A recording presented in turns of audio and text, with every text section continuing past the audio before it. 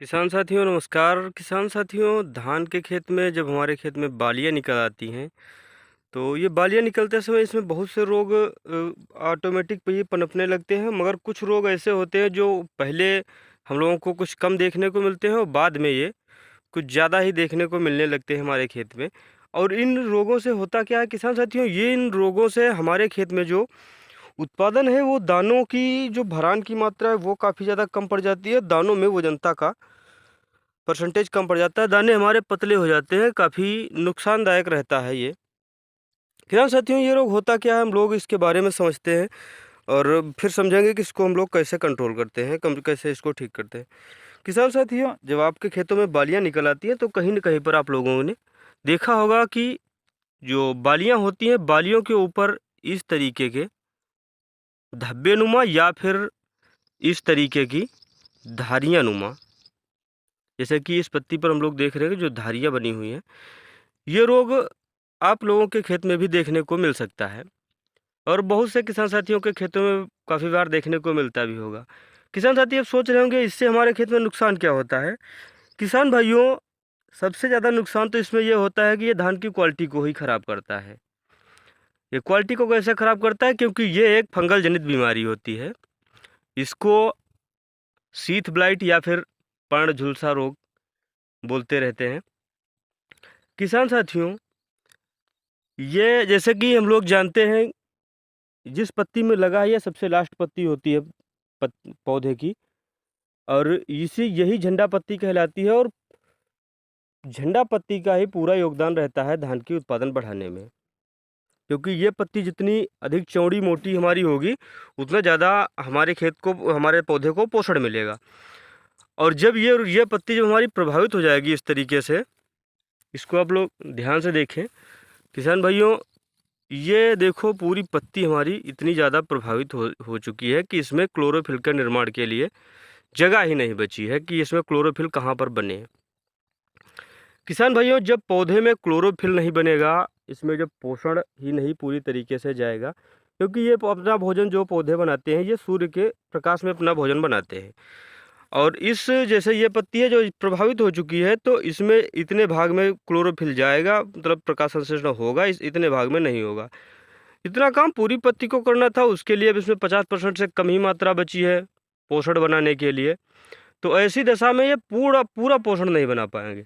जब पूरा पोषण नहीं बना पाएंगे तो पूरा उत्पादन नहीं दे पाएंगे।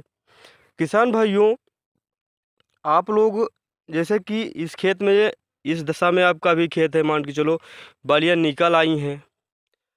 अब आप लोग सोचते होंगे अभी हम इसमें दवाई क्यों डालें? किसान साथियों, वो एक कहावत रहती है कि ना कि चलते समय फ़कीर को जो भी मिल जाए। अब ये आपके जो खेत हैं इनमें उत्पादन को तो कम कर ही रहे हैं। अब इस समय ये इतने पर ही ये रुक जाते हैं, कुछ इनमें हो जाता है, कुछ अच्छा हो जाता है तब भी ठीक है। यदि आप लोग शुरुआत से ही इसका ध्यान रखें तो ज़्यादा अच्छा रहता है। जब हमारे खेतों में गाला बनता है, बालियाँ निकलने का समय होता है, उस समय ये रोग काफ़ी ज़्यादा देखने को मिलने लगता है। ये स्टार्टिंग में ही आप लोग देख रहे हैं इस रोग को, तो स्टार्टिंग में ये शुरुआत में इस तरीके का दिखता है पत्ती की ऊपरी नोक पर। इस तरीके से देखिएगा, ऊपरी नोक पर केवल दिखेगा और यदि ऊपरी नोक पर दिख रहा है तो आप लोग इस समय ही इसका इलाज कर दिया करें। इसमें ज़्यादा कुछ नहीं होता है, फंजीसाइड बेस्ड जो केमिकल्स आते हैं इनका आप लोग छिड़काव करके रोक सकते हैं। या फिर आप लोग जैविक खेती की तरफ बढ़ना चाहते हैं तो आप लोग इसमें ट्राइकोडर्मा वगैरह का प्रयोग शुरुआत में ही कर सकते हैं। इस समय यदि आप लोग इसमें करना चाहें तो इस समय हम सलाह ये देंगे कि आप लोगों को, जैसे कि जितने भी फंजीसाइड हमारे कॉपर बेस्ड हैं, जिनमें कॉपर ऑक्सीक्लोराइड, कॉपर सल्फेट ये चीज़ें हैं, इनको आप लोगों को नहीं लेना है। क्योंकि कॉपर बेस्ड यदि हम लोग लेंगे तो इसमें जो दानों की संख्या जो जो हमारे दाने जो काले पड़ रहे हैं, जैसे कि इस तरीके से देखिएगा, इस बाली में यहाँ पर 1-2 दाने देखो काले पड़ने स्टार्ट हो गए हैं। ये इसी फंगस के कारण होते हैं। इसमें भी आप लोग देख रहे हैं नीचे, ये दाने जब हमारे खेत में काले पड़ने लगते हैं तो ये इसी फंगस के कारण पर पड़ते हैं। यहाँ पर देखो पड़ रहे हैं। यदि हम लोग इसमें कॉपर बेस्ड का इस्तेमाल करते हैं तो ये दाने और भी तेज़ी से काले पड़ते हैं। ठीक है सर साथियों।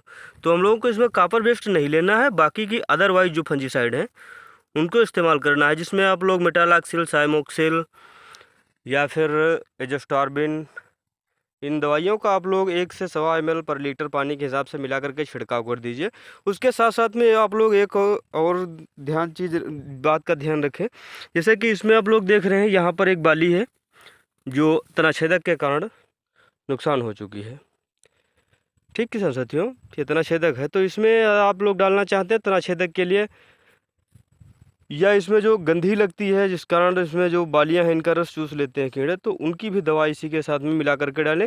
मगर यदि आप लोग कॉपर सल्फेट डाल रहे हैं तो इसमें उस दवाई को नहीं मिलाना, क्योंकि कॉपर सल्फेट सदैव सिंगल ही छिड़का जाता है।